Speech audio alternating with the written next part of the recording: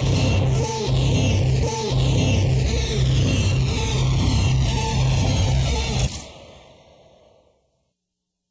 everybody. This is the No Politics Podcast. I am your host, Working Genius, here with my co-host, Faking No Moves. Today's date is Thursday, January 12th. And as usual, we're going to talk about sports, wrestling, music, whatever the fuck we want to talk about. I am, again, leading this podcast, same as last time, same as the special edition, the wild card round recap. If you're wondering again, little technical difficulties this time around, but we had to come at you anyway with another episode. We found a workaround, and so we got a good show. Tell them what's up. What's up, everybody? It's your boy Faking No Moves. Like Working Genius said, we're having some technical difficulties. My audio probably sounds like, I'm far away or something like that, but don't worry about it. We're working on that, and next week we'll be back to our normal audio that we just discovered last week, and we'll be at the same quality. So, stay tuned and enjoy the show. We got a lot to talk about today. Yeah, nothing we can't work our way around, nothing that's stopping us. But Right off the bat, I don't know, there's so many things I want to talk about. Right off the bat, I want to say congratulations to Chris Jericho on winning that U.S. title. Yep. Shout out Chris Jericho, Y2J, baby. Yes, absolutely. But I don't even want to get too far or too much into that. The first thing I think we need to talk about, because everyone's talking about it, I think you already know what I'm talking about. The whole wrestling world is buzzing. Some people are saying the best match ever. I got to get your thoughts. Kenny Omega versus Okada at Wrestle Kingdom 11. Man, that match was really freaking dope. Like, I'm not going to lie. I was hearing about it. I think I mentioned it last week that we got to check it out, or the week before that, or something like that. But I didn't mention that we got to check it out because I was hearing about it. But I wasn't buying the hype. People say best match ever. Dave Meltzer gave it a 6-star rating. I'm like, damn, I got to check it out. I checked it out. I think it lived up to the hype. I wouldn't go too far as saying it was the best match I ever saw, but it was up there, like a really great match, top 5. I agree with you. I wouldn't say the best match ever. I think people get a little excited, and I think people suffer from recency bias because not that I would compare the two, but we kind of heard the same thing after Ricochet and Ospreay. I know after that match, people were like, "Was this the best match ever?" And taking no credit away, it was definitely in terms of wrestling, I don't know, but in terms of athletic ability, it was unbelievable. I don't think you could take anything away from them for that. As far as this match, though, being the best ever, I don't know. There comes a point where I've seen so many great matches that at some point it's hard to even say one is the best. You know what I mean? It's like when you got a bunch of bad bitches, right? It's like at some point, give me fucking any of them. You know what I'm saying? Like give me Sofia Vergara. Give me just I'll flip a coin. Just give me one. I don't even care. Disclaimer: that's your point of view. Okay. I'm soon to be married, but I get where you're coming from, and trying to get you in trouble. But honestly, back to wrestling. I feel you. Like, it's like recency bias, like you said, because this year, well, I mean, it's just a new year, but 2016 wasn't filled with that many great matches. I feel like if you're looking at WWE, John Cena, AJ Styles, hands down, was one. AJ Styles, Dean Ambrose was one. Dolph Ziggler, The Miz, and the ladder match was one. You know what I mean? But outside of WWE, what has there been buzzing? Ricochet, Will Ospreay, and then now Kenny Omega, Okada. And, I just feel like I hate when you have to, find ways to take away from match. Like, yeah, but, compare this to that. I just love the match for what it was, and there were some dope spots. Like, let's get into that. Like, what were some of your favorite spots, and what did you enjoy about that match? I had to go back and watch it a second time. Like, I watched it the first time and I enjoyed it. And my initial response was, not the greatest match ever. It was dope. But it took me a few tries to really, because it's a long match, and sometimes when you already know the result, it's kind of like hard to get into it. It's like watching recaps of something or reruns of something. It's hard to, watch it after, WWE Network already sent me the notification. But so I went back and I watched it, and when I watched it the second time, there's just so many dope spots. And the first time I took note of the dope spots, but the second time it was just like there's so many that there were ones that I forgot even happened. And one of my favorite ones is when the ref is telling when Okada is outside the ring behind the railing and the ref is trying to hold Omega inside the ring, and Omega runs towards the turnbuckle and does a moonsault out onto Okada over the railing with the Young Bucks holding the railing. That was fucking ridiculous. That was a spot that, like, I never even thought about seeing that spot, So, like, to see that, I was, like, impressed as hell. And then he had another one where he did the flip over the ring into the outside where the entrance, the ramp was. That was dope. That was beautiful. The way his body was just like perfectly arched and came down. Like he had a lot of those spots. Me personally though, I loved at the end of the match. Like if you guys haven't seen the match, we're spoiling it for you, and you're late, so you should see this match anyway. But towards the end, he really laid it in with those knees.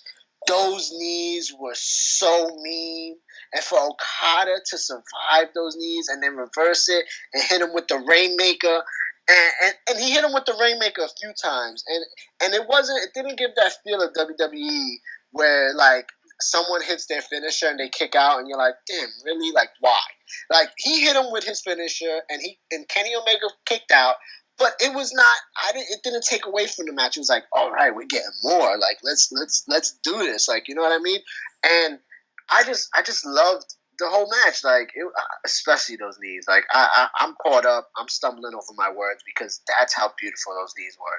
Like, I suggest everyone go check that spot out. The knees were fucking awesome, and that was one thing that I kind of forgot until I went back and watched it a second time, because there's just so many good things in this match that it's hard to remember every little thing, but everything seemed to count. Everything mattered in this match, and that was pretty good. And to piggyback on the Rainmakers at the end, I think something that I didn't even take into account until I watched it the second time. The first time I thought, man, he had to hit him with 4 Rainmakers, and I was like, damn, so like he kind of but it didn't make it look weak, because after the first Rainmaker, Omega kicks out, but after the second and third Rainmaker, Okada doesn't even pin him. Exactly. So that made it so much better. It didn't make it look weak at all, because it wasn't like Omega just kept kicking out of the pins. It was like okay, I hit them and now I got to do more. And exactly. Omega wasn't staying down, so it made him look mad strong. And they really, even without Omega having to hit his finisher was put over big, just because the story was, if he hits one, this match is over. It's lights out. And he kept going for it, and then every reversal out of it was amazing. Like, that was just a great story. Like, and like you said, it was a long match. It was an hour long. So me going into it, I'm like, damn, they got an hour to do this. Like, this is going to be a long match. And at first, it was a little technical. They had some dope stuff. And then it just picked up. After that first flip out of the ring, it just picked up, like, a lot. And there was another spot I wanted to mention where he dropped. Damn, what did he do? But he got Okada on the floor, and he did a flip onto him or something. He got on the turnbuckle and flipped off the turnbuckle. You remember that? I'm trying to. It's man, I'm gonna curse loud. I fucking wish I could pull up the video right now, but he literally like got on the rope and did a back moonsault onto him from one move to that. It was crazy, man. I'm drawing a blank on how he set it up. Are you talking about the senton? He does like a senton with him on his shoulders. Yes, And but then right and then away comes up almost like a kip up, like where he just lands on his feet and gets to the turnbuckle, and then oh my god, the that was awesome. moonsault. That Yes, was awesome. Kenny Omega bodied that one. That was awesome. That was awesome. Yep. Now before we move on, how do you feel about the 6-star rating? What do you feel? How do you feel about that? I mean, I'm not gonna criticize it or over criticize it. I mean, I've never even heard of a 6-star rating, but if we're going by regular standards, it was a 5-star match. You know, I guess the 6 stars just like exaggerating. Like, oh my god, it was a 6-star match. You know, I feel the same way. I feel like once Meltzer said it, everybody just kind of jumped on it. And that's almost why I didn't want to believe or buy into the hype.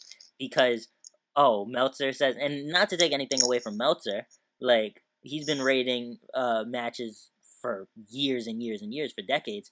So, for him to say 6 stars, like, okay, that's cool, but for everyone to be like, this was absolutely a 6-star match. Like, I just feel like if Meltzer would have just said 5, everyone would have been like, yeah, for sure, a 5-star match. Like, nobody would have even gave it an extra thought. But because he said 6 stars, everybody has to say 6 stars. Like, is his basic ratings 1 through 6 always with every match? I'm not sure. So 1 through 5.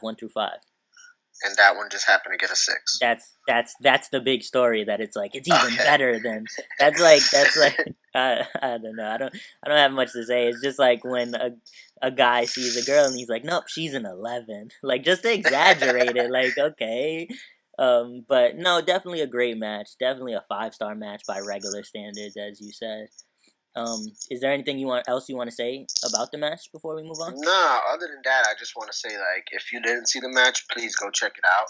I mean, I know Wrestle Kingdom is a long pay-per-view, and that's why I didn't even take the time to see the whole thing. I mean, if you have the time on your hands, by all means, check out the whole pay-per-view if you can. But definitely check that main event out. Yeah, I definitely want to go back and watch the whole thing, because I heard there were a ton of matches on that card that were awesome. If Omega and Okada aren't, they may not be the best match literally of all time, but for me anyway, best match of 2017 so far. I think it's safe to say. But with that, we're going to move on back to our regularly scheduled program. We'll start off with Raw, as usual. That's right. Faking no moves is that Raw guy, that Monday Night Raw man over there. I'm gonna go through the card, but his insight is always king when it comes to Raw, so I let him handle that. But to start it off, I believe we got a promo. It was Mick Foley and Stephanie McMahon talking about whether the Undertaker was really in the building, if I'm not mistaken. And, not much to really say about that. Yeah, one thing, it didn't really set it up, but Seth Rollins came in, followed by Braun Strowman, who said he wanted Reigns or Goldberg. And that to me, like, there's not much to this, but Strowman wanting Reigns or Goldberg is kind of interesting. Makes you think, like, are they trying to set something up for Mania? But I don't see it. I don't see any way. If you heard our last episode, it's hard for me to see any way Strowman and Goldberg line up, or even Strowman and Reigns for Mania. Yeah, I don't see it either. And the one thing I can say about that is, like, you're not getting Goldberg. He's not there. You're not getting Reigns. They just announced he's in a handicap match, a couple days ago. So, like, you're really coming in there to set up you and Rollins. Yeah, that's the real story there. Exactly. But so to kick it off, match-wise, after that little promo, we were supposed to get Roman Reigns versus Owens and Jericho, but that's not how that turned out. If you didn't see it, they were going to begin the match, but before the match even started, Strowman came out and started fucking Reigns up, basically. Yep. Owens and Jericho jump in. Yep. Rollins comes, makes the save. Stephanie Yep. comes out during the commotion, says, Rollins, if you want a match so bad, you got Strowman right now, and pushing the handicap title match back to the main event. Now, the one thing I can say from what I got from this, and even, was it last week or the week before when Strowman interrupted that match? The match where basically Jericho and them and Owens were fighting. Rollins came out and helped Reigns because Jericho and Owens were beating him, and then Strowman came out and like destroyed everybody. And I was talking about how Kevin Owens and Jericho like scrimmed mad quick. Yeah. But then at the same time, I remember that episode earlier. They were like, "How are we gonna like figure this out now that I'm gonna be extended over the ring?" Jericho was saying, and Owens was like, "I'll find a way." And then later that night, Strowman interrupts their match, and then this week, Strowman comes out and basically softens up Reigns, and it's like they all jump on him, and it kind of looked like Owens and Jericho are trying to butter up Strowman to be like one of their little goons. I don't know. That's just the vibe I got. I'm surprised at it too because weeks ago, it was a lot of weeks ago, maybe 4, maybe 5, but I remember Jericho had the promo with Strowman where he tries to give him the scarf, and as a gift, the gift of Jericho, and Strowman rips it. And even back then, I think Owens and Jericho knew. This might have even been further back. This might have been like during the Survivor Series build-up, where they knew they had a monster on their hands and that they knew they needed to do whatever they could to get him on their side. And I was surprised that Strowman allowed them to beat up Reigns with him, and he didn't even like bat an eye at them. Like, Strowman's been in such a destructive mood that it's kind of like he's killing anything in his path. And the fact that he did not touch Owens and Jericho or didn't even look at them funny there made me feel like maybe he's warming up to them. I don't know. Who knows? Or maybe they promised him something and, he has to do something to earn it. We don't know, though. So right after that, we got the Rollins-Strowman match. And you want to talk about this one? I mean, break it down. Strowman was just dominating Rollins mostly. It was a count out. Rollins got a chair. Strowman backed off. A no contest, or a double count out, actually. Oh, double count out? Yeah. I'm not going to lie, I'm going to come clean. I missed this match. I missed this match. Right, moving on. How was it? Moving on, no. It was... I don't even remember this match too well. That's crazy, man. We're gonna edit it now. I feel like I saw this match recently, which I was telling you. I thought this was a repeat of the match last week, but you told me that it was actually a match 2 weeks ago or something like that. But I just felt like, again, same recycled stuff. Nobody's gonna win because they're not gonna let Rollins get pinned. They're not gonna let Strowman get pinned. So it's hard for me to invest in these matches when I feel like it's not gonna amount to anything. That's my problem, and that's why sometimes I kind of zone out. Okay, and then now this is when I came back. The match after that was the Jack Gallagher versus Drew Gulak. Yes. That match, which of course, like we say every week, Monday Night Raw does short little cruiserweight matches just to fill time, and they're always entertaining, but not enough to draw me in to watch 205 Live. Yeah, I mean, they just seem like they always seem kind of thrown together. Yeah. And it's like they're not even really fighting over anything ever. They're just kind of being, okay, here's a match for you guys so you could get some action.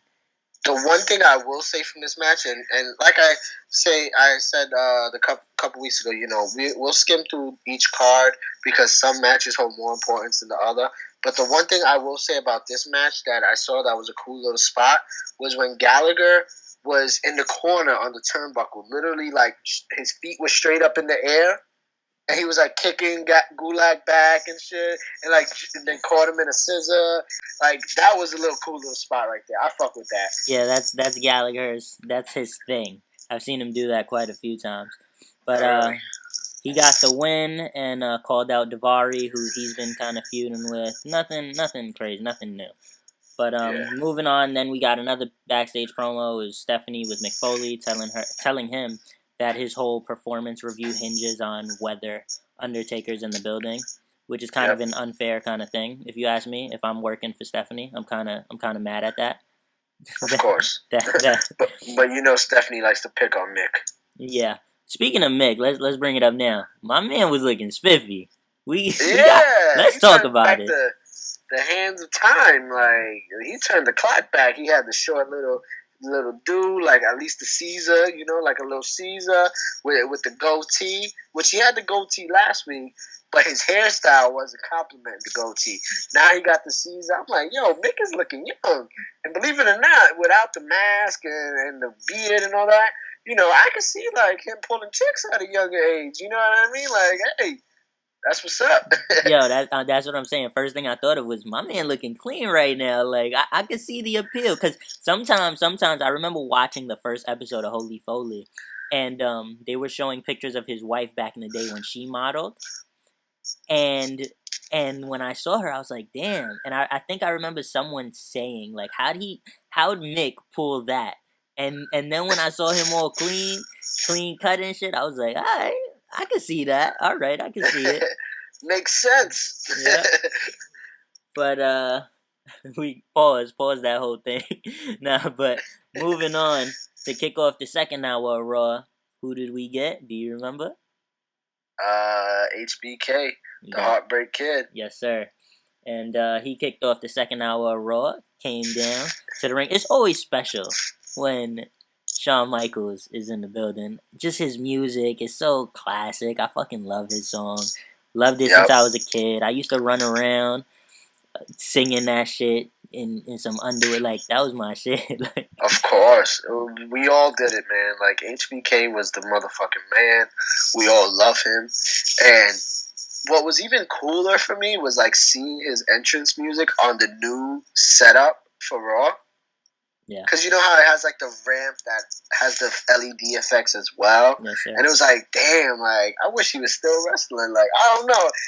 Maybe it's just the geek in me to see his Titantron shit. And, like, you're like, damn, he needs to still wrestle. Because that shit looks dope on that. Like, you know what I mean? But all in all, like, I missed the Monday Night Raw on this podcast. But I was disappointed in what they used HBK for. Like, he teased the Rumble, and he started off his whole speech like, let me say, I miss you guys. And I'm like, of course you do, because you're going to be back. But, like, they were like, one more match. And he was like, no, kids, I'm going to teach you how to say no to peer pressure. And then they just ruined the rest of the match when he got interrupted by Rusev. Yeah, not my favorite thing that happened on the show, and I don't ever really have many favorite things. This again landed in that category. It was just they couldn't find anything else for him. Is just how I feel about it. Like, I don't know. It was. I don't have much to say on it. It was same old shit with Rusev and Cass and Enzo, and maybe they had a funny line or two. I enjoyed Rusev when it was just Rusev and HBK. I kind of enjoyed that a little bit. Because Rusev said something that made me laugh. I'm drawing a blank on exactly what it was. George Clooney. The George Clooney line. The George Clooney line. I fucked with that. But besides that, like, I mean, I was like, okay, let's see where they're going. I literally didn't think like, oh, Enzo and Cass are gonna come out and help HBK, which I should have thought. But I just thought like, these motherfuckers are gonna get their heads super kicked the fuck off, like straight up. And you know, uh, Cass ends up having a 1-on-2 match, handicap match, and what's his name ends up actually hitting the super kick outside the ring on Rusev. Yes. He hit it. Yes. Yeah, and Cass actually got the win, right? Yep. But all in all, from episode number 1, I love Enzo and Cass. It's nothing against them. They're not doing anything wrong. They're not like corny to me. I just feel that they are being used the wrong way, and I want everyone like to take them serious. Why do you have? It's funny, but why do you have Enzo coming out in an electric scooter, wheelchair? You know what I mean? Like, it's funny, but come on. Like, can you have a serious storyline between these guys? I said they had weeks to build something intriguing, and they just have not. They have failed. Absolutely. Straight up. Absolutely. I said one of my fears with this whole thing is that they kind of just pulled Enzo and Cass away from the tag titles, which is a division that needs teams. You know what I mean? Right now, it's Cesaro and Sheamus and the Club right now. And I understand they have their feud going, but, like, what happens when that's done? Then who? Like, you can't just randomly bring up the next team whenever you fucking want when there's, you're not having any other tag teams being built right now. And so, when that's over, you're just going to bring up the next tag team and be like, oh, we got some new guys, like, with no momentum. And we're not even seeing Enzo and Cass as a team. We're just seeing, this just feels like a push for Cass to me, which, a lot of people kind of feared with the Enzo and Cass thing, because a lot of people say Enzo can't make it as a singles wrestler, and that Cass would be the handpicked one to, rise to new heights from that team. And it's just disappointing because I do enjoy them as a tag team. Separate, separate, they both lack things. Together, they kind of make up for those things that they lack, their weaknesses. And it's just disappointing. And this whole Rusev cast thing is just kind of boring me now. And every time I see it, it doesn't deserve the amount of time we just spent talking about it, basically. Yeah, let's move on. And honestly, the next match that we're going to move on to doesn't even deserve that much time either, except for the fact that Neville was in it. He faced Lince Dorado, who was actually in the finals for the Cruiserweight Classic against TJ Perkins. And no, he was not. He wasn't? You're confusing him. Who was in it then? Grand Metalik? Grand Metalik, right? Oh, Grand Metalik. Oh, damn. They look the fucking same from what I saw. Grand Metalik is a little pudgier, I would say. Yeah. A little bigger. But honestly, I was like, Lince Dorado, okay, he looks official. I've seen him in the Cruiserweight Classic, but I haven't seen him since then. I actually forgot about him. So I was like, let's see what happens. But all in all, I kind of blocked this match out too and don't remember much from it at all. It's easy to forget a lot of the Cruiserweights on Raw. Leave it at that. But yeah, it's building towards that Neville Rich Swann match that they just announced for, I believe, the Rumble. So. Yep. And all I know is Swann came out at the end and was going off, right, and was trying to get at Neville, but Neville, I think, escaped and ran off, and that was the end of that. Yeah. Next up, we got Sheamus versus Gallows with Cesaro and Anderson on commentary. Yep. I actually like this match. Okay. I was feeling it. I like the commentary. Again, they're like really emphasizing on the fact that, these guys came from Japan and were champions in Japan. But this time, I don't know who it was. I think it might have been Saxton. And he was like, well, that was Japan. That's not WWE. And you've been here a year and haven't done nothing. And I was surprised to hear him, like, really getting at Carl Anderson like that. Like, boy, Carl Anderson, smack your head off. Well, I mean, Saxton is the face commentator. And so I'm not surprised that he went at Anderson. I'm surprised he was that aggressive. And that kind of lack of respect for Carl Anderson was interesting. But how did that end? Carl Anderson just randomly attacked Cesaro at some point. Yeah, which was awesome. He threw a water bottle at him and then stood up on the the announce table, like jumped across body him, like it was dope. I like that, and basically Gallows got distracted, and Sheamus ended up hitting the bro kick for the finish. Yeah, and that was short match, but I liked it.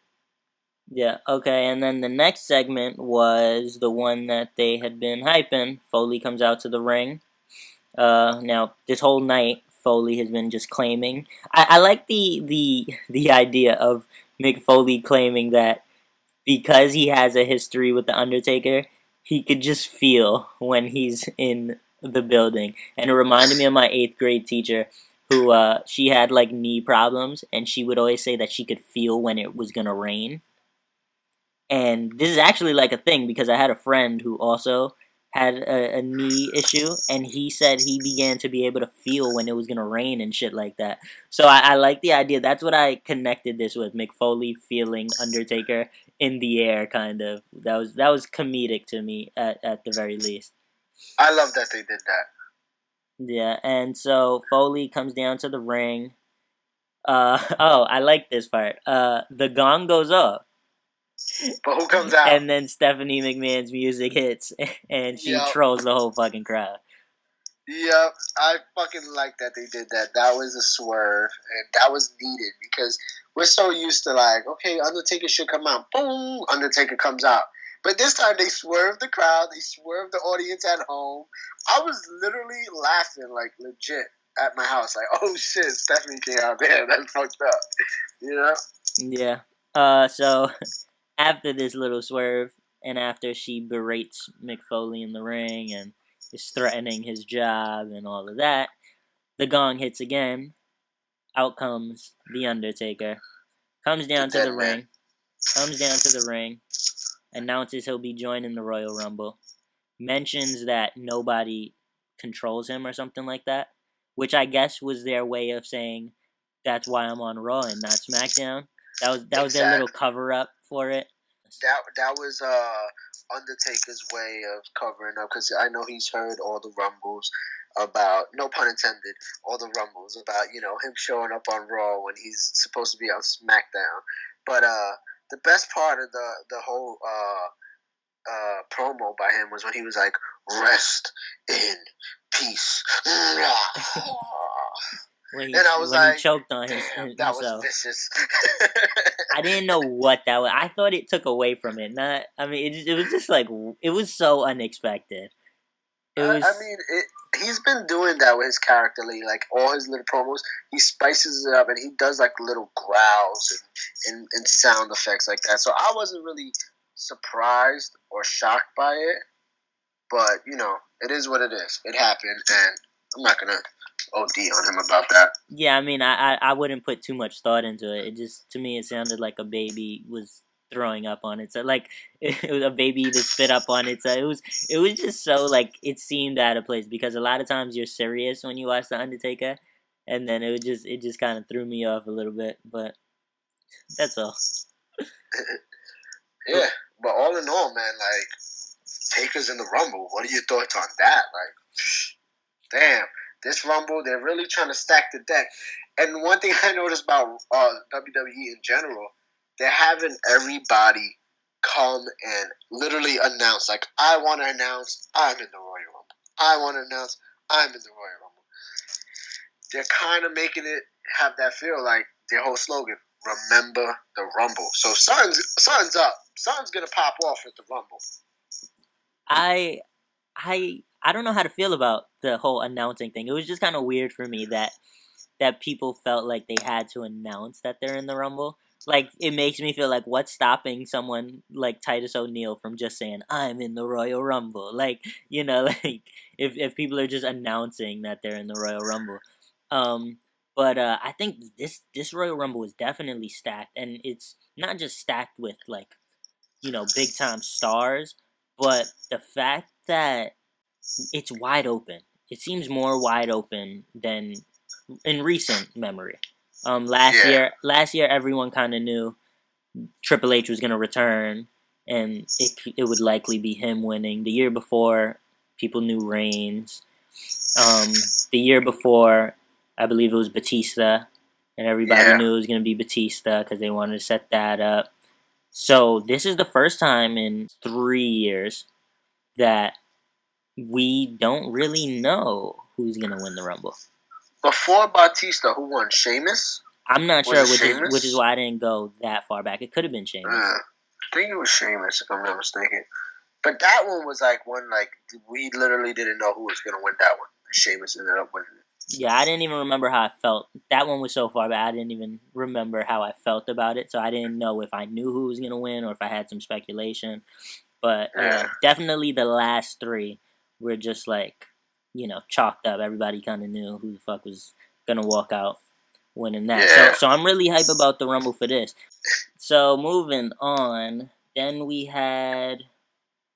Was this the Bayley Sasha Banks backstage segment, I believe? Did that happen after that? No, I feel like it happened earlier in the night. This is why I don't do Raw, guys. This is why I don't do Raw. Yeah, that was earlier. So we skipped that. But basically, let's just sum it up quick. Bayley and Sasha were backstage. Charlotte came and attacked Bayley, and then Nia attacked Nia attacked Sasha, and basically it looked like, okay, Charlotte and Nia teaming up, but then Nia like hems up Charlotte on the thing like bitch, you ain't safe either. Like, I'm coming for that belt. I gotta say, I love this personally. I always like when heels don't just fuck with heels for the sake of fucking with heels. Like, just because they're both bad guys, they have to get along. I like when 2 heels just... Like, a heel shouldn't get along with, like, fucking anyone unless they really fuck with them. Like, I don't like the idea of 2 heels, being like, all right, well, we're bad guys and we have the common enemy. No, so I like that Nia Jax was like, fuck out of here, Charlotte. Like, I don't fuck with you neither, Word. But then, so now that we got that out of the way, we can talk about their match. I believe they had a tag match later in the night, right after the Undertaker segment. Not to cut you off, but you can speak on that one because I didn't even watch it. I'm not gonna lie. Mr. Monday Night Raw did not watch all of Monday Night Raw because you know what? It just wasn't that good this week. I'm seeing here in the recap that Nia Jax pinned Bayley. There's not much on the match, and I don't remember the match, which happens a lot when talking about Raw. But it was a very short match, like, nonetheless, not to say, like, it just was short match. I literally didn't catch it, and that's why you don't really remember that much of it. Yeah. It was like really a 2-on-1. Sasha, she's hurt. Like, what? She was a non-factor. Nia Jax hit the leg drop on Bayley and got the victory. It basically was like a Nia Jax versus Bayley match, and Nia Jax won. I mean, all right. Like, I guess it's... I don't know what Raw is doing anymore. Right? But you know what? We will say that, Raw picked it up at the end of the night. I mean, I don't know how much you liked the last match of the night, but let's not skip ahead because we had 2 more things happen before that match. Yeah. So if you want to just go through that real quick. Yeah, I wish we could just skip ahead because I am like laboring through this right now. This is okay. Backstage segment. Alicia Fox decides to get a little foxy and make out with Noam Dar. Yeah, and from what I'm hearing, well, I didn't hear, but I saw somewhere on like the dirt sheets that Cedric and Alicia broke up. Oh no. Cool. I am okay with that. My heart did not break for them. If anybody's been listening to this podcast for the past couple of weeks, when I saw that Alicia and Cedric were together, I said, "Since when?" So then now they broke up. Like, who the fuck cares? I didn't even know they were together. Yeah, I think they were going for an angle with that, and then they realized, like, this is stupid. They realized what we knew from the start, and hopefully there's no ensuing drama and shit comes from it, because I'm just cool with this shit being dead the way it is. Word. But moving on, we get the New Day.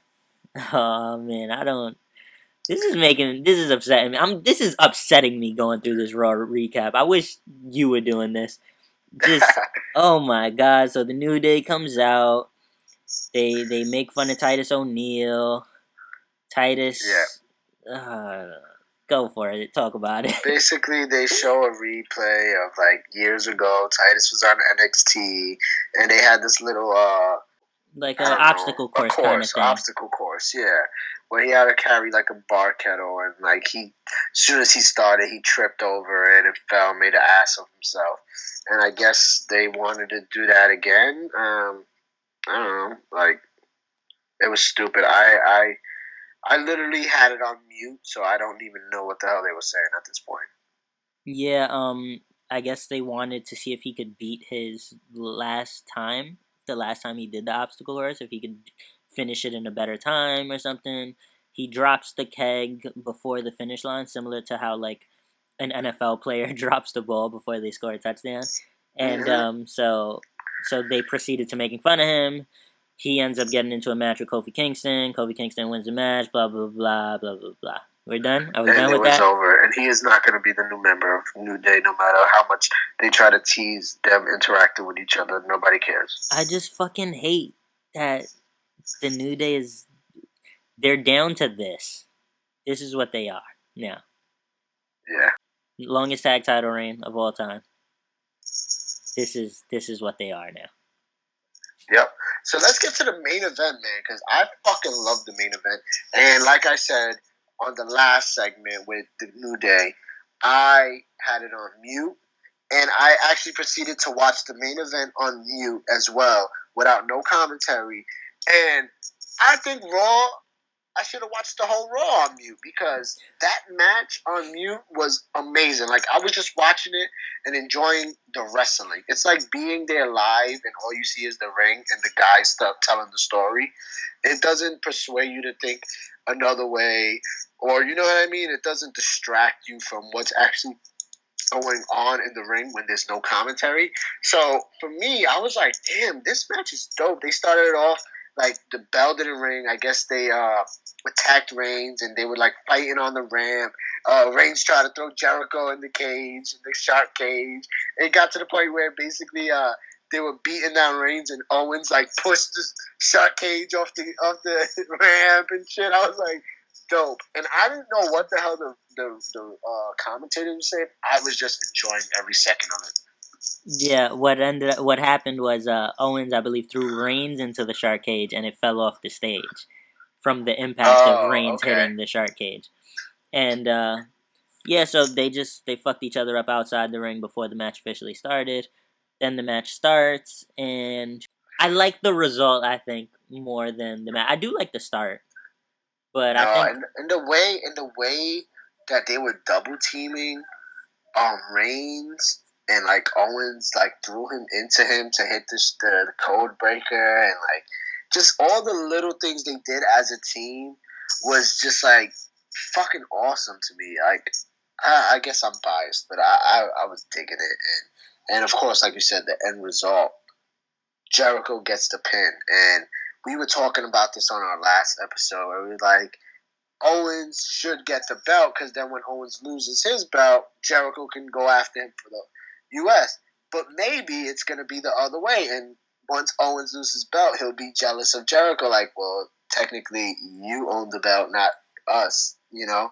I was just saying we were the Universal Champions just to have you on my side. Like, you know, like, that's it. Yeah, I mean, Owens could definitely go that route with it. Oh, I also mentioned, like, well, technically there can be a way where they can say they're both the champ if they both pin him together. That didn't happen. But all in all, I fucking loved it. There was some great, like, shots of them just, like, posing with the belt, and it looked dope. And now Jericho finally has that one belt he hasn't captured in the WWE. Yeah, I feel like Owens, as much as he says we're the champion, now that Jericho will be saying that once Owens loses his title, Jericho will be like, nah, it's cool because we're the champion. And I could see that pissing Owens off because he knows it's bullshit. Whereas Jericho has had to bite the bullet and play along. Now Owens is going to have to, and he's definitely going to get fed up. But I enjoyed it. The code breaker was awesome. Reigns sold that well. He was just kind of dead, and I dug it. Yep. And beautiful, beautiful ending to a tough Raw for me to get through. Yeah. Even I like after last week's Raw, which I've argued to death that was better than SmackDown. I put up the main matches against SmackDown's main matches. For them to just like come back with this episode, it was horrible. Like other than the fact like the suspense of wanting to see Taker and HBK, nothing good happened. Nothing. They're just dragging it at this point. They're desperately trying and crawling, trying to get to the Rumble. Yeah, man. The one thing I do want to mention before we move on to your show, SmackDown, is did you notice when Jericho won, Owens grabbed the belt and he was holding the belt a little. It looked like he was about to throw the belt over his shoulder, like we're the champs. But he like looked at the belt, turned it over, and like put it on Jericho's chest, like that's yours, and then raised his hand, you know. But he teased a little, like, wow, we're the champs, like, and he was gonna throw both belts over his shoulders, but he gave it to Jericho. I like that because I was gonna mention that we mentioned on the last episode that I thought Owens would win the U.S. title by kind of like stealing the pin from Jericho, and that was going to be the thing to add more fuel. But they ended up going to Jericho winning the title route. But something as subtle as that, I like because it shows that they're still hinting at that volatility, that volatile relationship that's been brewing under the surface. So I definitely like that. I like the ending of Raw. I like Jericho getting the title. I liked seeing HBK. Undertaker is always welcome, but everything else is just kind of there. Yeah, the one thing I definitely would say is they gotta step up the storyline for the women because Charlotte and Sasha did such a great job that going forward they have a lot to work on. And one more thing, after the show, Taker appeared and like crushed Owens and Jericho. I thought that was funny. I liked seeing that. Yeah, that was cool. It was a funny little segment. Short. I don't know if anyone's seen it but you can probably find it on social media somewhere. Funny little moment where he chokeslams both of them. So. Yep. But Yep. I think we can finally move on to the A show, which is SmackDown. I don't got to tell y'all. Y'all already know. So SmackDown kicks off. Dean Ambrose Asylum. The Intercontinental Champion. The new Intercontinental Champion.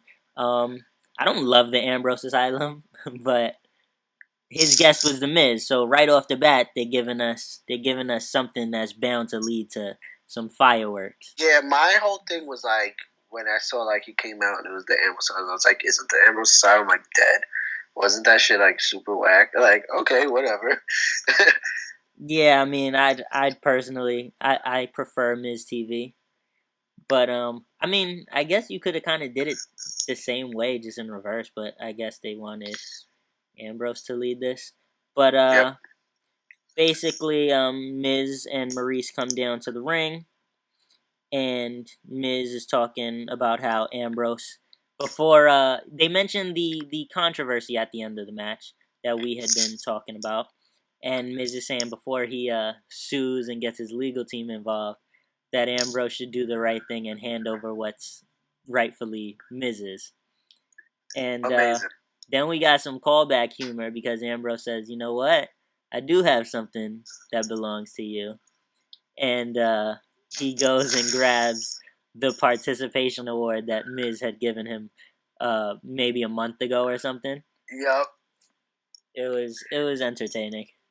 Yo, that's the one thing WWE SmackDown is doing really well. Their storytelling is it just always makes sense. Like it's not like how we complain about, you know, Enzo and Cass or the women's division and Raw. Like they tell stories so well that they can go back to a month ago when Miz was giving him the participation award and have Ambrose give it right back. And it's fucking awesome. Yep, and this led to a heated altercation, obviously, and Miz grabs, I believe he grabs Ambrose and instructs Maurice to smack him, and Ambrose ducks and Maurice smacks Miz. Yep. Miz gets slapped, and then Ambrose hit him with a dirty deed. Okay. And gave Maurice the participation award. Okay. And then basically Maurice like smashes the award and runs to Miz. They walk and away. Whatever. Yeah. Okay. Yeah, I like that. And then moving on to the next segment, Nikki Bella is actually walking to the ring for her match. And they're just showing her backstage walk to the ring as they would normally do, like, oh, she's got a match up next. And then out of nowhere, Natalya comes from behind and starts attacking her. Yeah, I think before that, though, they actually showed the package of, like, what's going on between them and how... They did. Yeah, and how Natty attacked her at, what was it, Survivor Series? Yeah. TLC, one of the two? Survivor Series. Yeah, so they showed that, and then basically they, like, it literally looked like it was still the package. Or something, like, I don't know. But Nikki's walking, and then all of a sudden, Natty attacks her backstage. Yep, and that kind of spills out to the ring. Well, no. They're, the ramp. Is that how it happened? I thought they were fighting, and then... Does Natty come out separately? Natty for the goes match. out to the ring like, oh, let's see if she shows up for the match. But then Nikki actually comes out and goes in the ring. And basically they start, they start fighting before the bell even rings. And they're fighting outside and on the ramp. And they're laying it into each other. They were going at it for sure. They were going at it.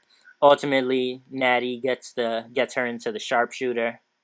After clipping her knee, like, while they were in the ring, like, she was targeting the knee. Yeah. And she finishes it off with a sharpshooter. Short, solid little segment there. Yeah, not bad. Honestly, the whole, like, first hour went by pretty quick with, like, little short segments that weren't bad. Exactly. And the thing about SmackDown is, of course I'm biased, but, like, at this point, there still hasn't even been a match. But I don't even really notice because I'm still being given stories. I'm still given more substance adding to these stories. So I don't even really notice. The next segment was Dolph Ziggler being interviewed, and I believe it's Dasha that asks him, like, basically why he attacked Kalisto and Cruz, and he just doesn't answer. He just walks away. Heel Ziggler. Yeah. Good old Heel Ziggler. Yeah, definitely. And I'm digging it. I'm digging Heel Ziggler. I mean, we always like Heel Ziggler. I just think back when he was with, like, Vicky Guerrero and shit. Like, that's when everybody really fell in love with him, when he was that bad guy who Vicky Guerrero came out, excuse me, and all that bullshit. So I'm digging it. And that led to a match between him and Kalisto. Yes. Quick little match. Kalisto ends up getting a roll up. Yeah, it was really quick. It was like surprising. The same way it was kind of just, it didn't even transition. Like, there was no, like, smooth transition. It was just, like, really sudden. And the same way we can acknowledge it was sudden was how it happened to Ziggler. It was just kind of quick and just Ziggler like that. Ziggler was, like, super mad. He was, like, banging the ring. It was, like, pissed off. And I was like, okay, Ziggler lost, but it's just helping his character because now he's probably going to go the fuck off. And that's what he did. He ended up just beating the shit out of Kalisto after he lost anyway. Yeah, he grabs a chair, then Cruz comes out to stop him, which did not work. Nope. He takes a few chair shots to the back, along with his friend Kalisto, and just showing us just how far Ziggler's willing to go these days. And heel Ziggler comes out on top after everything because he just destroyed two people. And honestly, when Cruz came out, I was happy. I was like, damn, finally Cruz is out on TV, like, coming to the ring for some action. And I thought Cruz was actually going to get the upper hand, but, it turned out Ziggler just was like, they kind of went at it a little bit, and Ziggler then just started fucking him up and hit him with the chair and shit. And it was what it was. Like, let's see what they do going forward now. Yeah, I like that Ziggler lost, but ultimately, like, it proves to be a fluke, and it's just adding to his frustration, and he's getting to that boiling point. And so I'm interested to see where it goes. This was followed by the SmackDown Tag Title match, which I personally thought should have main evented the night. Yeah. But let's not forget the promo by Bray Wyatt. I wasn't. I was gonna get into that. Well, actually, before their promo. American Alpha had a pro. Yeah, well, I said Alpha America. I mean, American Alpha. They had a little promo like how Bray Wyatt thinks he's the Alpha and the Omega, but they're the Alphas, and they're not stupid. They know they're veterans and they're tough and they're monsters and they have respect for them. But it's their time, and they're gonna hold on to the belts. They had a solid promo. They also had another solid promo recently, I think, before they went into their match with the Wyatts the first time around. I dig, like, they haven't gotten the most times backstage or to cut promos, but when they do, they've been delivering. This was followed by the Wyatts promo, which Bray, talking his shit, and then he says, knock knock. And then Orton comes up next to him, and Orton is the one that actually says, "We're here," and that's the end of that promo. It was dope. And then an explosion went off in my brain, like, woo! Yeah, I fucking loved it. I don't know if you noticed, but at the very start of that promo, Harper looks like he's staring at Orton. He looks like he's side-eyeing the shit out of Randy Orton. Yeah, even throughout the match, because if anyone if you guys watch SmackDown, which I hope you guys did if you listen to the podcast, it was Bray Wyatt and Randy, which we speculated like who's gonna be in this match. Is Bray gonna be in the match? We were like, well, we kind of got that vibe by his last promo that it was like, you know what? Well, I'm gonna be in this match now, and he was. So it was Bray and Randy, and Luke Harper was on the sidelines, on the side of the ringside, and he just kept giving him a side eye, and like if every time I seen Luke Harper ringside, he was staring Randy Orton down. They don't fuck with each other. Yeah, they don't. Someone's it's jealous. Safe to say, they don't fuck with each other, and I like the match. The match got pretty good time, which is again, like I said, why I thought it should have main evented.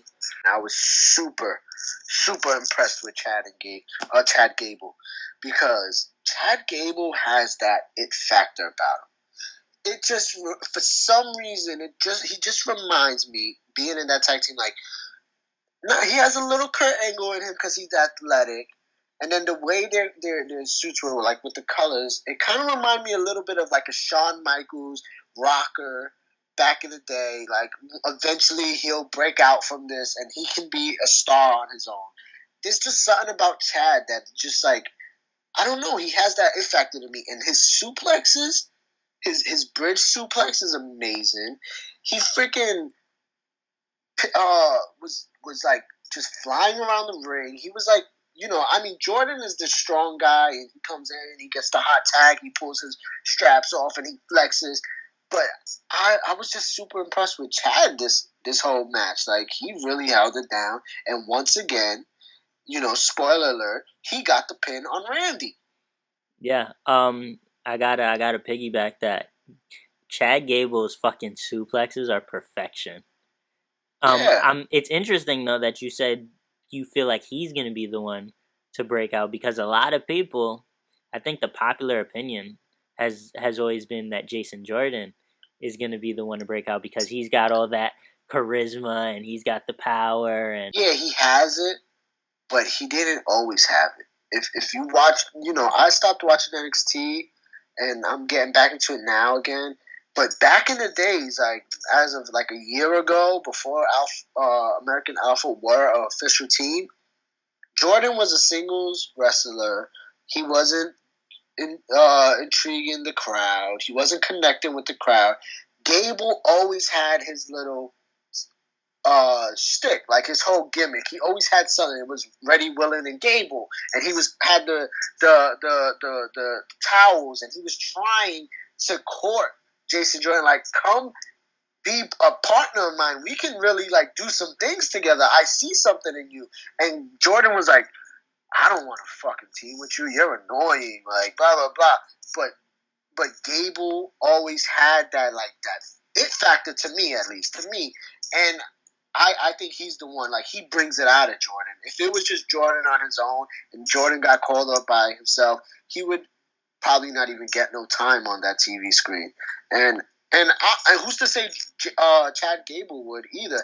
But together, they mesh. They freaking kill it in the ring, and they have chemistry. And I just think Chad's the one who brings it out of Jordan. And if they ever split, I think Chad would be the star, honestly. It's interesting, again, that you brought up back in the day when Jason Jordan was a single star, because before I was watching NXT consistently, I tried to give it a chance. And on one of the times I gave it a chance, Jason Jordan was a singles competitor. And I remember the same thing, that there was nothing there. Like, he wasn't connecting with the crowd, and you didn't look at him and say, "Oh man, this guy is a star." Like, he was just kind of floating. He was just kind of there. And Yep. And then I stopped watching NXT, and then when I came back several months later, I noticed that they were a team, Chad Gable and Jason Jordan, and they were absolutely killing it. So I can agree that on their own, or Jason Jordan on his own anyway, was kind of like lackluster. But I don't know. I think this whole teaming with Gable has given him confidence that I wouldn't be surprised if they could both go on their own. Like, who's to say they can't both Yeah, flourish after this split? exactly. You're 100% correct. You're right. Not everybody's gonna be Sean and fucking Marty Jannetty. Like, Exactly. look at Matt and Jeff. Matt has had success on his own, and so has Jeff, and then they could come back together and still have success as a team and as brothers. So, you know, who's to say that they both can't eventually like do their own thing? And imagine eventually like a feud between the two. But I hope WWE doesn't do that for like 5 years from now. Like, Yeah. they have to be one of those teams. I mean, maybe 5 years might be too long, but they have to be one of those teams that are like legit team that stay together and create history together. Agreed. They're young. They let them keep doing what they're doing. Yep. They got a lot more to accomplish as a tag team. But back to the match, because we kind of went off on a tangent there. Now, towards the end of the match, this is where it gets a bit screwy, like we imagined it would. Harper gets on the apron and is trying to. I don't know what. This is the thing. Like, this is my problem with the last time this happened. It just seemed like it didn't even make sense. Like, last week when he did it, or was it last week or the week before? In the last tag title match when he did it, he just kind of approached Randy Orton while Randy Orton had Gable on the turnbuckle, and it was just kind of like, for what? Like, it didn't even look right. And then this time, Orton is in the driver's seat against Gable, ready for the Yep. RKO, and like, Harper's getting up on the apron. Like, what is going on? Let's not mention the fact that Randy put up Gable, I think, or was it Jordan? One of them on the ropes to hit him with that DDT. And for some reason, Luke Harper jumped up on the apron, and Randy Orton knocked him down. And then all of a sudden, oh my God, like, it's a big deal. He knocked you down. You wasn't supposed to fucking be there anyway, because he's about to win the belt for you guys. Yeah, this it's I don't mind the Harper Orton thing. I never minded it. I knew, like, I understood it. I got it. First they're gonna have Harper and Orton kind of not like each other before it ultimately leads to Bray and Orton. I get it, but the way they've been doing it just seems so fucking like forced. Like, why the fuck is Harper on the apron? It doesn't make any sense. Yeah. It's beyond a slight miscommunication. This is like, all right, you would have to be brain dead to get on the apron when Orton's in the driver's seat and about to win ya back the tag title. It doesn't make sense. It doesn't. And honestly, for this to be the whole, not to cut away from the match again, even though we all know how it ended, but for this to be the reason that basically Randy starts the feud with Bray would be so retarded, because from what I see as a fan and as a viewer, Luke Harper is the snake in the grass. He keeps fucking it up for you guys. Randy Orton's being a team player. Luke Harper just doesn't like the fact that Randy Orton's getting shine and bringing some fucking credibility to the fucking family. You know what I mean? Like what's the deal here? You're acting like a real fucking hater. Like, couple haters? Couple haters, buddy. Yeah, it's the story, the way the story should be told is that Randy is the snake in the grass. He's the viper. He's the one you gotta worry about. And it would have been better if Harper reacted this way after seeing Randy, starting to do some low key snake shit that Bray is turning a blind eye to, or something like that. That makes more sense. But right now it's like Harper looks like he's the bad guy in this situation, and he's the one that's fucking shit up, and it's just kind of that's the one negative I'll say about SmackDown this week was that.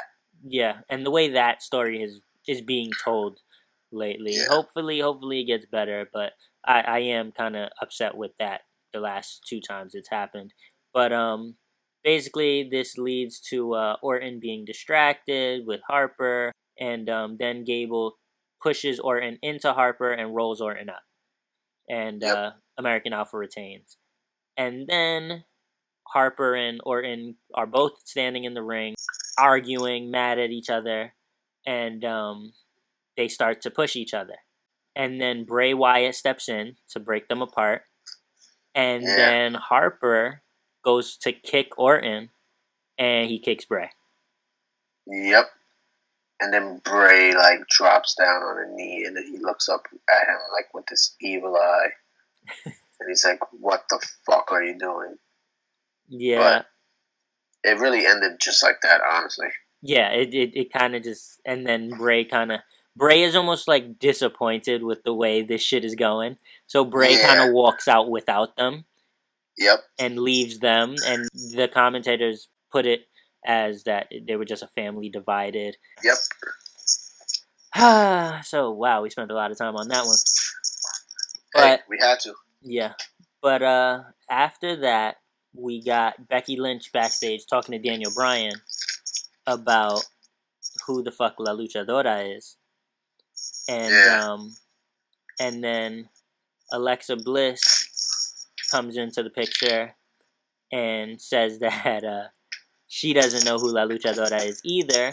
Then Daniel Bryan says that Becky is going to have another title shot, which Alexa Bliss is like. I like that Alexa Bliss said this. She said, why do I have to keep defending my title against her? Because she kind of said what many fans probably think, which is, oh man, again. Again, yeah. So I'm happy that she said it. Also, Becky was like, well, the La Luchadora that I made tap was technically Alexa. Can I get another match? Yeah, it makes sense. And Alexa, cuts off and was like, I was only dressed up as La Luchadora to find out who La Luchadora is. But really, you know who it is, and no, you didn't do that. You know what I mean? I don't know. Yeah, and then Daniel Bryan spices this up a lot, which, if you were one of those fans who was semi-annoyed that they were having another rematch, Daniel Bryan announced that this is going to be a steel cage match. Has there ever been a women's steel cage match? Off the top of my head, I couldn't remember. I believe there has been, though, but it's been a while. I do not recall any. I feel like it's happened before, though. But, so that should be the main event next week. Yeah. And that should be awesome. Won't. I hope it is, but that should be awesome.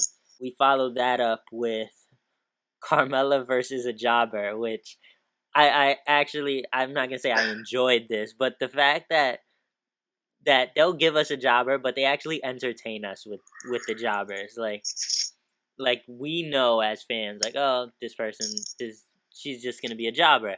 But the fact that they went the extra mile to make this jobber somewhat entertaining. The funniest part of the whole match for the jobber was the fact that did you see her ring gear? Yes. JBL called her the Fabulous Moolah's like great granddaughter. That was the funniest part of the whole, because she literally was dressed in the Fabulous Moolah's ring outfit. It was a decent moment for the commentary team. I mean, it wasn't good. It was just yeah, it was served, nothing. Served the purpose. Ellsworth tried to pull the girls. The old lady's leg. And the ref caught him kind of, and the girl was like, "What the hell?" And then Carmella beat him. Yeah, and she also botched the finish. The jobber botched the finish. Oh, she did. Yeah, it looked clunky. It looked awkward, but wow. But that was that. And then this was followed up by our main event. But I think John Cena had a promo backstage as well. Yes. Yeah, and he was talking about which John Cena with this promo. Is it me or was he rhyming? He rhymed at the end. He definitely rhymed at the end. Yeah, he was rhyming, and it was giving me that Smackdown rapper Cena in a new kind of form, and I love it. Keep doing that, John, please. If you're listening. I just like that he keeps saying recognize. Like that. Word, that's much. I'm just waiting for him to break out with the word life. With the chain around his neck. And hit him with the with the hands with the pinkies, like word life. Yes, sir. But definitely hit us with a good promo. I think Corbin had a promo too. Corbin had a promo too, yeah. And he said John Cena said something about time is now. But it's not. Yeah, this is the end. It's his end of days or some shit like that. That's how he said it. I don't remember the exact wording, but AJ Styles is on commentary. AJ Styles also interrupts. Yeah. Go for it. I don't know if you remember this. Yeah, and he was like, "Do like me. Maybe you could do your best impression of me and beat up John Cena." He ended it like that. I like that, and I said this to a friend. I like that we got a solid episode of SmackDown, from me anyway. And we barely saw AJ Styles. We barely had to see Alexa Bliss. You know, we saw The Miz and Ambrose for 10 minutes at the start. Only like 2 matches. Exactly, and it was still it's still the stories kind of were told, and it still advanced some storylines, and it wasn't the best. I'm not gonna just be biased and say another great episode of SmackDown. There were some down moments, but I thought it was a solid episode, a good episode, and I enjoyed that. When by the time we finally saw AJ Styles, it was like in the last 10 minutes, and it was just like, look, like we had a good episode of SmackDown, and we saw AJ Styles for like 5 minutes. Yeah, and that last match was actually kind of quick too. Yeah, the last match was pretty quick. If you didn't catch that, Corbin starts out the match dominating a little bit. He dominated most of the match, actually. Yeah, I mean that's the way they've been building Corbin. And then John Cena did what John Cena does, which I was kind of a little frustrated, but I understand. Yeah, I understand. I don't know how you felt. I was a little upset. I don't want to say upset. Like I understand Cena. They want Cena to. They're building him towards being that number 1 contender for the Rumble title match. So I get it, but I don't like what it did for Corbin. All in all, though, like the one spot, like Corbin was talking trash to Styles and was like, "You got something to say?" And then Styles was like, "You got something to say?" And then like Cena came at Corbin, and then Corbin got him by the barricade that separates the fans from the ring and stuff, and was laying elbows into John Cena's head. And he was like, "You see that?" And AJ was like, "I like that. Do it again. Do it again." I love that whole part right there. Yeah. But all in all, Cena does his, little 5 moves of doom, whatever. Yep, classic exactly. Cena. Yep. Gets the pin, gets the win. And that was pretty much it for SmackDown. Has a little stare down with AJ Styles. Yeah, AJ Styles stands up on the because John Announce Cena's table. like in the turnbuckle, like pointing at him, and AJ Styles like, I'm not gonna sit here. AJ Styles stands on the announcer's table like, yeah, come see me, like, you know what I'm saying. And John Cena's like 2 more weeks, but all in all, like Corbin dominates the most of the match. Corbin gets Cena in the ring. Cena reverses, hits him with a tornado DDT, picks him up, slams him. Five knuckle shuffle, boom, and then it's a FU, AA, whatever you want to call it. And he gets the win pretty quickly without really establishing any dominance throughout the match, which kind of frustrated me. But during that match, another bright point I hope it's what I was going to just say. Yes, exactly. Go for it. AJ says something like, okay, Otunga, like, you said, I agree with you. I could dig that. And John goes, yeah, he makes good decisions every once in a while. He married well. That shit was mad funny. That wasn't even the one I was going to say. There was another one where JBL says, incorrectly makes a call. He says that Corbin... No, Morrow does. Okay, that Corbin hit Cena with the deep six. And Styles, who's been around for a while, says, I'm pretty sure that was just a sidewalk slam. Yeah, that was so funny. And then later on, like in the match, Corbin or Cena did a move, and then Morrow says the name of it, and he goes, "Am I correct, AJ?" And AJ goes, "Yeah, I'm not trying to come at you. I'm just saying, like, Yeah. Also, to go a little further back to that Carmella match, which there wasn't a lot to take from that match, but on commentary, when she won and she was standing in the ring, Otunga said, like the Migos, she's bad and bougie. Yeah. I like that. They always reference some hip hop stuff on SmackDown. Yeah, they try. Sometimes it comes off as try hard, but when it's not too much, I dig it. And I'm starting to realize Morrow's like punchline is, he's like a casa on fuego, like a house on fire. That's his like shit. That's his thing to say, casa on fuego. Like, so I'm digging it. Yeah. But all in all, solid show. What do you think? I would have to say SmackDown was better than Raw. Again. Yeah, SmackDown was better than Raw. I mean,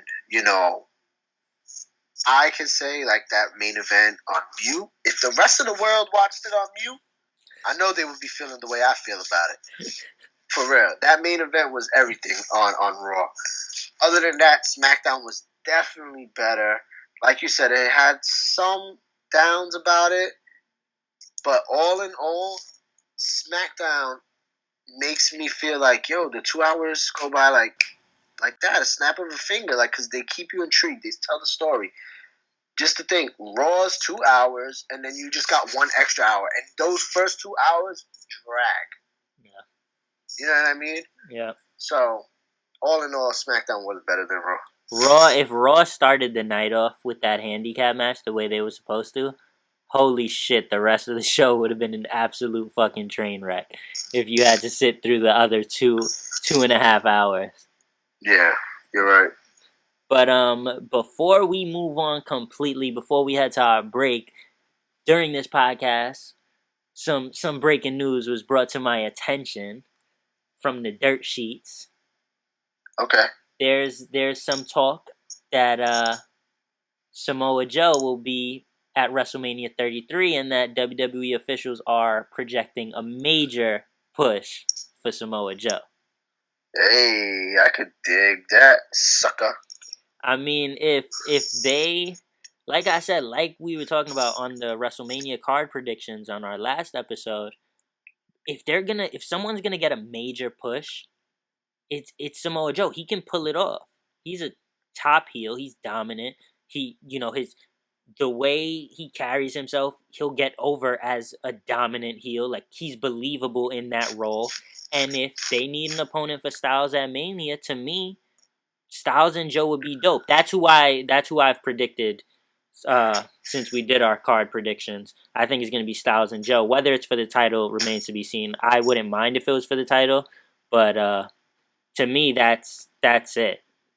Yeah, that has to be it. Like, there's no other question. Like, there's no other match that makes sense.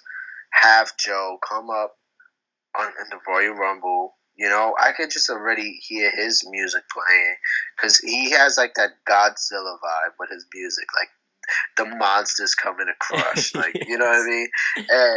And I just would love for him to be on SmackDown as well, and to see him and AJ do it on the grandest stage of them all, WrestleMania. How far they have come together. They are like the two TNA originals, like that. When you thought TNA, you thought AJ Styles and Samoa Joe and Christopher Angel, Christopher Daniels, the Fallen Angel. But them three and Christopher Daniels is too old. He's not coming to WWE unless he's going to be a trainer. So those are the guys. Those are TNA's fucking guys. And to see them come this far and then wrestle at WrestleMania, and if it's for a belt, that's just putting the cherry on top of the pie. Like, woo, those guys deserve it, and I can't wait. If that's true, that's gonna be awesome.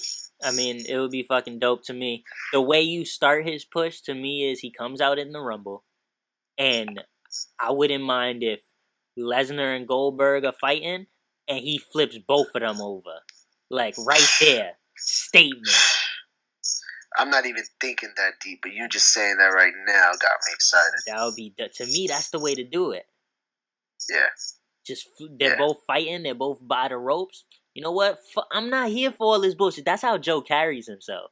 Joe ain't about the bullshit, bro. He is not about all that. They fighting, they not taking my man Joe seriously? Fuck out of here. Y'all could both leave my ring. But if Joe goes to Raw, then what? I don't want him to go to Raw. I hope not. I just think of when he debuted in NXT. Did you see that? It was against Kevin Owens. I think Kevin Owens just got done with his feud with Sami Zayn. He beat him. He was the champ. And Joe came out. And like, he was beating Sami down. And Joe came out. And the crowd went so crazy. And was chanting, Joe's gonna kill you. Joe's gonna kill. I could just imagine Royal Rumble. 60,000 people like they've been talking about. Joe comes out. It's like Cena, Goldberg, like the big dogs in the ring. And everyone's chanting, Joe's gonna kill you. That will be fucking amazing, bro. That the way you said I added to your excitement with the flipping Lesnar and Goldberg, now you just added to my excitement. I fucking love that chant every time I hear it. So, oh man, that would be absolutely awesome. I hope they put him on SmackDown. And I hope the major push it comes to fruition. With that, I think that's about it for our wrestling talk. We're gonna be back with maybe some sports, maybe some music. We got to make our divisional round predictions. So we're going to go to a break. Stay tuned. We'll be right back.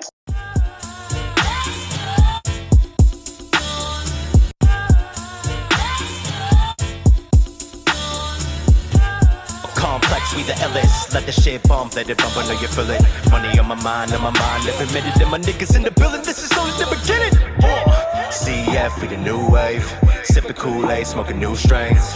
With the bad bitch, it's a good day. Living sideways, I'm a crime place. Yo, it's only right that I kick it off. Come on, verse within a minute, not a minute more. Pippy told me, oh well, fuck it, go ahead and kill them all. Climbing to the top slowly, but now we living off.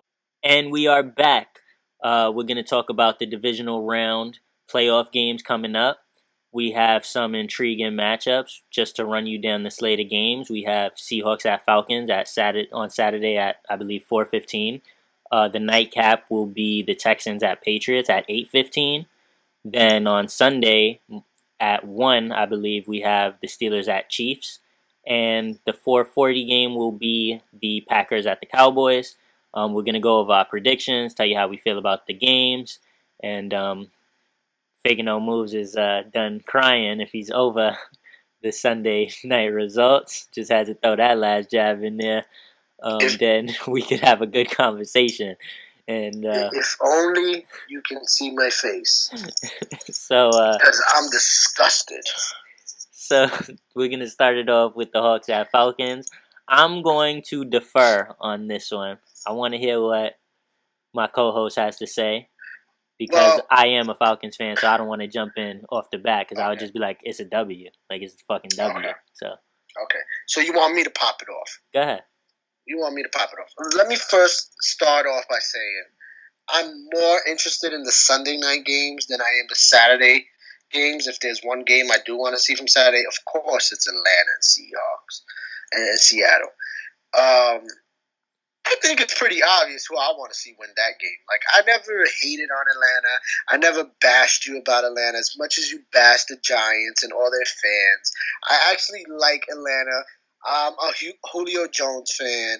Matt Ryan's okay. He's cool. I don't have nothing against him. Devontae Freeman, it was a breakout star last year. This year did all right. You know, they have a two-man team there, him and Tevin Coleman. And I'm going with Atlanta. I really just dislike Seattle. That's just the point of it. Like, there's no other reason why I want Atlanta to win other than the fact that, like we spoke about last year, the refs somehow give it to Seattle. And let's not forget about how, Seattle pulled it away in the fourth quarter against Detroit, but that first initial score should have been a face mask. Richardson was pulling whoever was defending him's face mask, like, plain and simple. I don't know. Even they replayed it a million times and no one called the face mask. Yeah, I don't get it. That game was poorly officiated before we even move on. And we kind of mentioned, the league does kind of have its favorites sometimes. And that, to be honest, is the only thing I'm worried about going into this Hawks-Falcons game. I think we're flat out a better team. We went into Seattle early in the season. We put up, I believe the final was 27-24. We had no problem putting up points. That was when they had Earl Thomas. And we should have gotten the W if not for the no call on the Julio Jones pass interference. And so if there's anything I'm worried about, it's the refs. Hopefully we don't need to it doesn't need to come down to something like that. Hopefully we pull away early. One thing about the Falcons is we have a tendency to go up early and then we don't step on the other team's throats the way we should, and we let them, inch their way back into the game, and then we put the game into the hands of the refs. So hopefully it doesn't come to that. Hopefully we can handle our business. I don't know if you have any score predictions. I'm, without sounding a little too biased, I'm going to say something like 27-17, maybe 27-20, or I see it being a 7-point game or a 10-point game. It could easily be a fucking 3-point game. Like, I'm not stupid, but I'm hoping this is the wishful thinking in me saying I don't want it to. I'm hoping it's not that close. We shouldn't allow it to be that close. I just think we're a better team. Honestly, whenever anybody asks me to predict a score for a game that involves Seattle, I will always predict Seattle to score like 9 points. I just never could see them scoring touchdowns unless the refs aren't calling calls like last week. But the only one I would say, because I'm not afraid of any of Seattle's wide receivers. Doug Baldwin and, Tyler Lockett's not there no more. And now Paul Richardson. Jimmy Graham, I give him his respect because he's nice, But besides that, I'm not scared of any of them. The only person I would say is Thomas Rawls. If Thomas Rawls can have a big game, Atlanta's not really known for their defense. Like, their defense isn't the top-notch defense. I mean, hey, they can all be on their A game and show up. But I just see maybe, like, if Atlanta's going to win, they're going to put up points. Like 21-9, 17-9, something like that. That'll be my prediction. Give us a little more credit. I think we can score more than 17, all right? I'm saying 2 touchdowns, a field goal, and these guys get 3 field goals because they're bums. You know what I mean? And that it is what it is. I appreciate the support.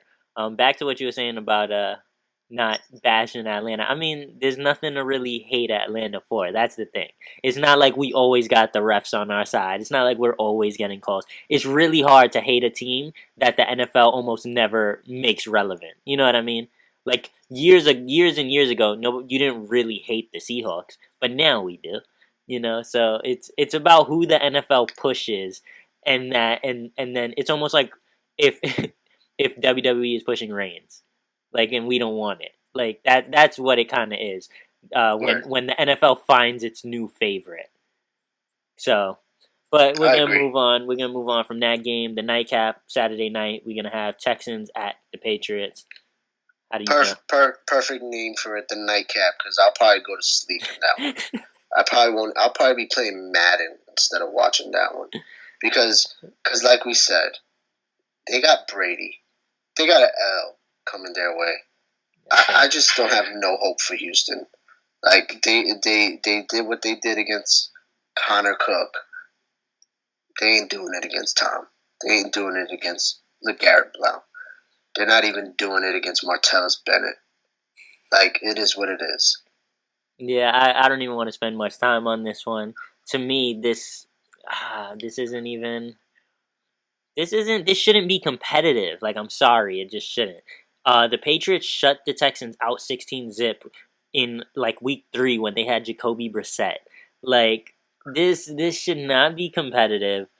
I'm thinking, which is generous if you ask me, 27-10 Patriots. 27-10. That's generous. That's a blowout to me. But I mean, I'll say, I'm surprised I didn't. I could have said like 35-7. Like that's yeah, you're right. Because, I mean, I'm not going to be give them any more of a chance. I would say probably like 21-6, 21-7.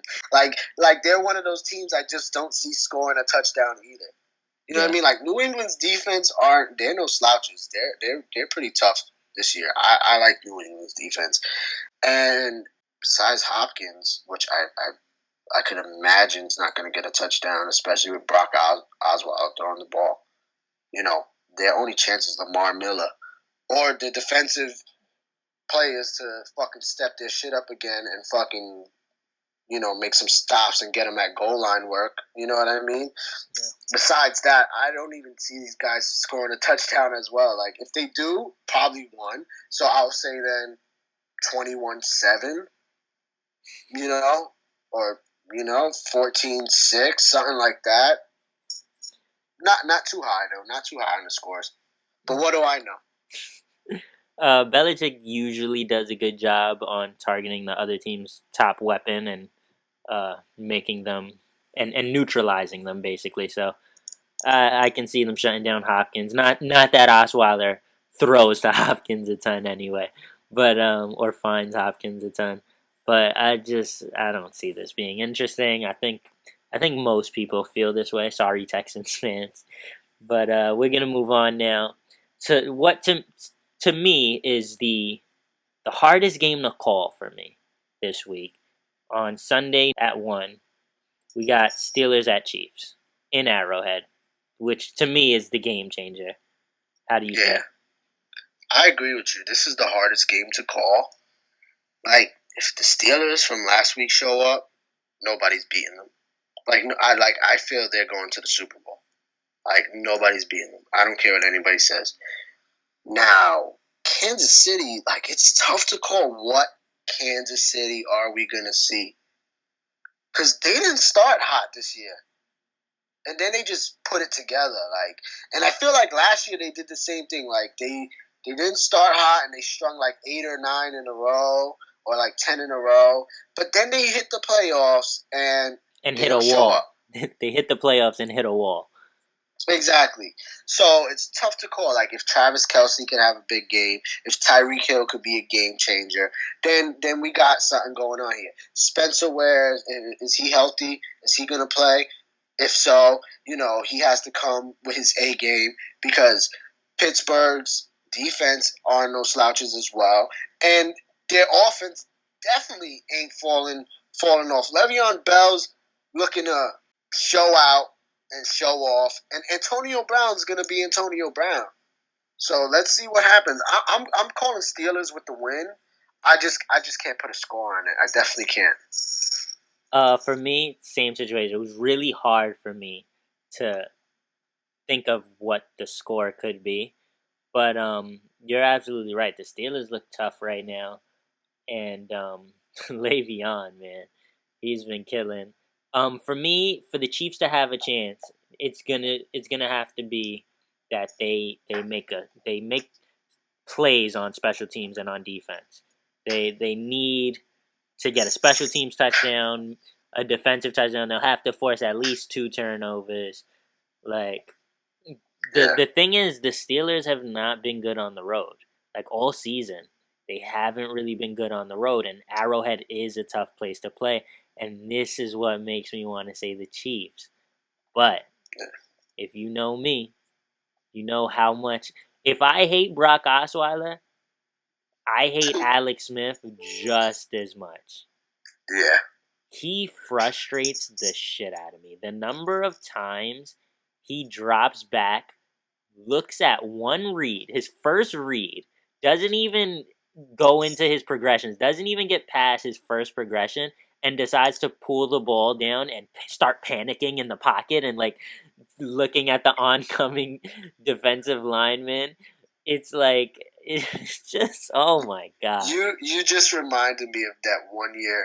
I think it was the Super Bowl year, 2012 for Giants, when he was the quarterback for the Niners, and he was having an awesome year, and then we just shut that shit down. Like, and it was literally exactly what you said. Like, he just dropped back, one read, panicked, boom, sack. Like, we were just shutting his shit down. And you're right. You're 100% right. So, who knows? Who knows what kind of Alex Smith is going to show up? But all in all, I got to go Steelers, even with them being bad on the road. Yeah, this is the reason I'm going Steelers. Also because of Alex Smith, I can't see them putting together enough drives, and they've looked better on offense. To be honest, if I'm being absolutely unbiased, like as much as I dislike Alex Smith, they've moved the ball better. Tyreek Hill, Travis Kelce, they've been big time. And you even forget that Jeremy Maclin is there. Like you forget, but they got weapons, and so if they could move the ball, this could be a game, because their defense and special teams, as long as they show up like they have been, this could be a really intriguing game. This is probably the one I'm most interested in after my own team, obviously. But I just keep having images in my head of Alex Smith panicking and James Harrison be coming off the edge hot. James Harrison might be one of the scariest players in the NFL. And Alex Smith is probably already having nightmares about him. I'm going to say I wouldn't be surprised if the Chiefs win, but Steelers 22, Chiefs 19. Close one. That's how I'm feeling. Yep. But that leads us into the final game of the divisional round. We got the Packers, who have been one of the hottest teams, if not the hottest team in the league, at the Dallas Cowboys. Thoughts? My thoughts are, who gives a fuck? No, I'm joking. But, Cowboys, they didn't want to see us. They're not going to see us. Green Bay did the job for them. They're lucky. If the Aaron Rodgers that showed up last week, same way I said with Steelers, if the Aaron Rodgers that showed up last week shows up in Dallas and just like has that no quit attitude no matter what they throw at him and heats up and just starts finding his men and if Aaron Rodgers gets another fucking Hail Mary, it's over for Dallas. Straight up like that. But all in all, the X factor for me, at least, Zeke. How is Zeke going to perform? Rookie year, rookie start in the playoffs, first start in the playoffs. Dak is in the same situation, but Dak is lucky that he doesn't have to fire bombs and he doesn't have to, have all the pressure on him because he has Zeke, who's so explosive and dynamic that it's all about what Zeke shows up. If Zeke can fucking destroy that defensive line and just quarter by quarter wear them out, lay it on them, it's going to be a tough night for Green Bay's defense. I really can't call it. I really can't call who's going to win this match. Like this is the matchup I'm really hyped to see, because I would love to rub it in all the Dallas Cowboys fans who come into my job and try to trash me over the Giants, And as I know Friday they're gonna come in and be like, you guys aren't in the playoffs. So if Aaron Rodgers could do what he did to us to them, the next Friday I'm definitely gonna be waiting there. Not even behind the counter at my job. I'm gonna be outside in the front of the store with a sign like, "Y'all motherfuckers lost to the Green Bay." But I'm excited for that matchup. I can't call it. I'm not even gonna predict a freaking winner for that one. I think you'll be happy to know that you'll be able to rub it in your Cowboys fans' faces, because I think the Packers win this one. I definitely think it's going to be a shootout, despite the fact that Jordy Nelson is unlikely to play. Well, I don't know. I haven't been keeping updated, but last week I read that someone said it would take an incredible effort for him to be ready in time. I know he has a couple cracked ribs or some shit like that. Yep. So they might be without Jordy Nelson, but without Jordy Nelson, that didn't stop him against the Giants. And not that the Giants' defense was anything great anyway. No.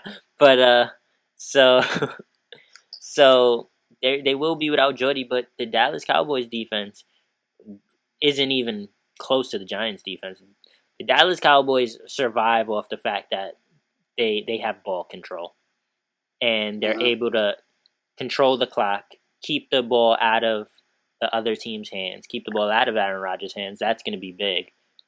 But I still just see it kind of a slugfest. I see it going something like, I want to say, 34-28 Packers. Damn, that's a shootout. I see it as a shootout. I mean, Cowboys ain't stopping Rodgers, and I'm not banking on the Packers to be slowing down Zeke. So Zeke is back. So that's how I'm seeing it. I think the Packers advance, setting up a Packers-Falcons rematch of early in the season, where I believe we beat them in the Dome, like 33-32 or some shit like that. In preseason? Nah, this is early in the season. You don't remember? It had to be like week 7. Falcons-Packers in the Dome. Oh, okay. Oh, no. I thought you were talking about Falcons, Cowboys. Oh, no. For some reason. I think he's going to set up. I'm thinking it's going to set up Falcons-Packers.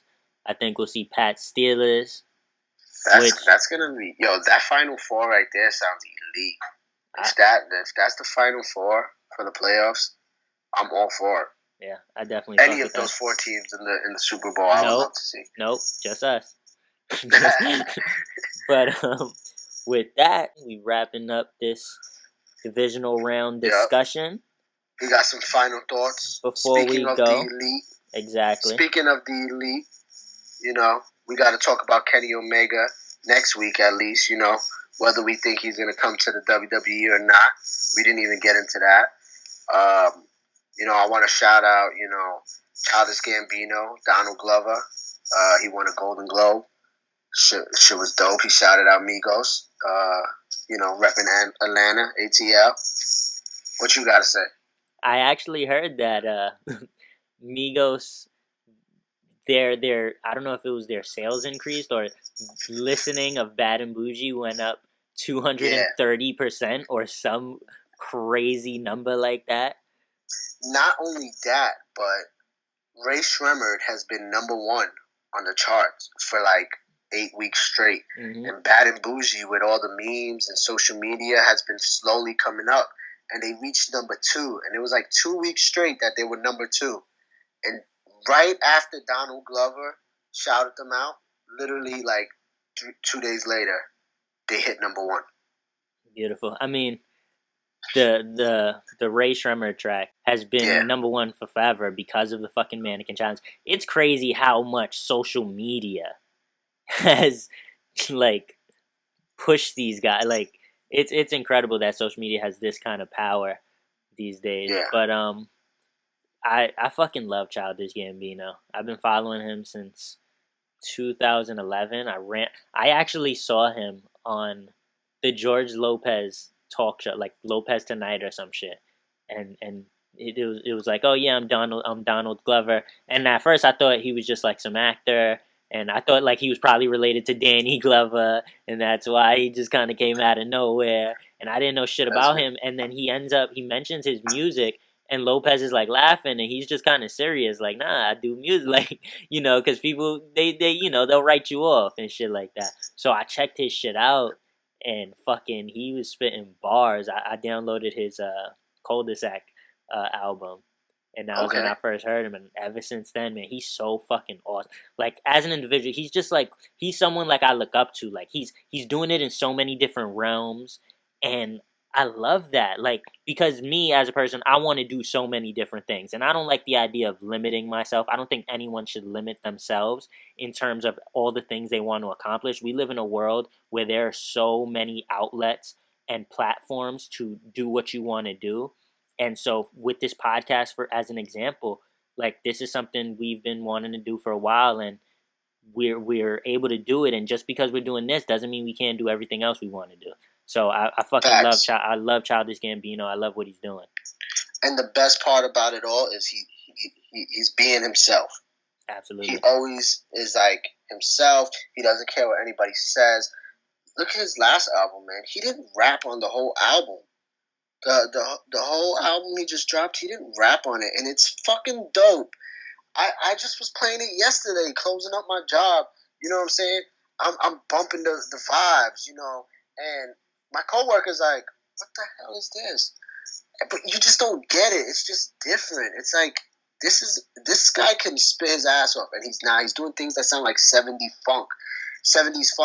And then you know what?